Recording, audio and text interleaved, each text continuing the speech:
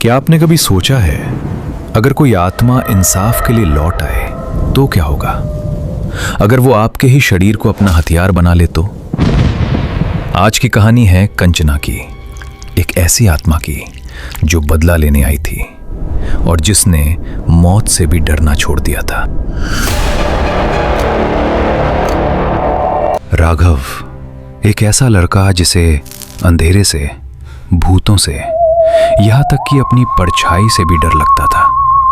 वो हमेशा अपनी मां के पीछे छुपा रहता था, लेकिन उसे नहीं पता था कि किस्मत उसे ही एक आत्मा का घर बनाने वाली है। एक दिन क्रिकेट खेलते खेलते गेंद एक पुराने सुनसान मैदान में चली जाती है, जहां एक टूटा हुआ घर खड़ा था, जैसे किसी का इंतजार कर रहा हो।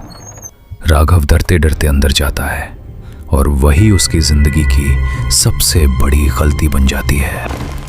राघव अब राघव नहीं रहा था। कभी वो औरतों की तरह बात करता, कभी उसकी आंखों में खून उतर आता और कभी आईने के सामने खड़ा होकर किसी अनजान नाम को पुकारता, कंचना, कंचना। कंचना एक किन्नर जिसे समाज ने ठुकराया, लेकिन उसने हार नहीं मानी। वो अपने जैसे लोगों के लिए अस्पताल बनाना चाहती थी।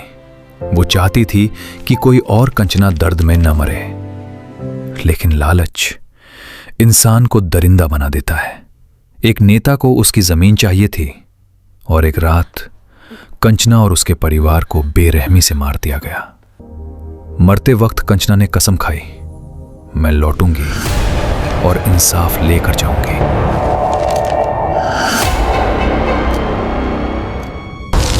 और आज वो लौट आई थी, राघव के शरीर में अपनी पहचान छीनने वालों को मिटाने।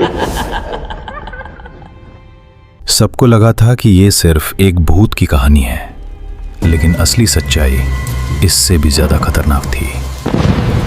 कंचना अकेली नहीं थी, उसके साथ उसकी मां और भाई की आत्मा भी थी। ये बदला सिर्फ उसका नहीं, एक पूरे परिवार का था। आखिरकार वो रात आ ही गई जब कंचना ने अपने सबसे बड़े दुश्मन का सामना किया। उसकी चीखें पूरे घर में गूंज उठी और कुछ ही पलों में सब खत्म हो गया। इंसाफ हो चुका था। सुबह हुई, राघव को कुछ याद नहीं था। घर में शांति थी, जैसे कुछ हुआ ही ना हो। लेकिन आईने पर एक लाल बिंदी का निशान था, जो बता रहा था कि कंचना गई नहीं है, वो बस इंतजार कर रही है। ये कहानी थी कंचना की, एक ऐसी आत्मा की जिसने साबित किया कि जब इंसाफ नहीं मिलता तो आत्माएं लौटती हैं।